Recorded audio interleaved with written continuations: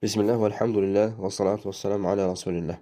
Növbəti məsələ endoskopiya, yəni zond udma məsələsidir ki, həkim mədəni, kibarmaq bağırsağı və bənzər orqanları görmək üçün yerinə yetirən tibbi prosedurdur. Və bu, oruca təsir baxımından alimlər buyurur ki, oruca heç bir təsiri yoxdur. Yəni, orucu pozmur.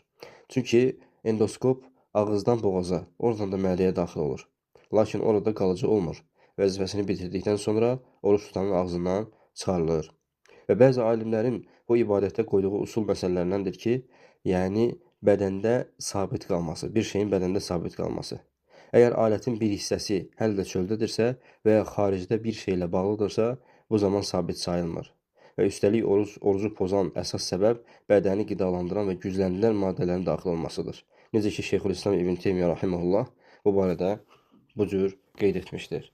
Lakin əgər xəstənin boğazına keydici sprey vurularsa, bu əməliyyatı yerinə yetirməkdən ötürü endoskopun ucuna sürüşməsi asanlaşdırmaq üçün yapışqan maddə qoyularsa və ya həkim rentgen üçün xüsusi boya maddəsi insanın bədəninə daxilinə yeridərsə, bu halda isə oruc pozular.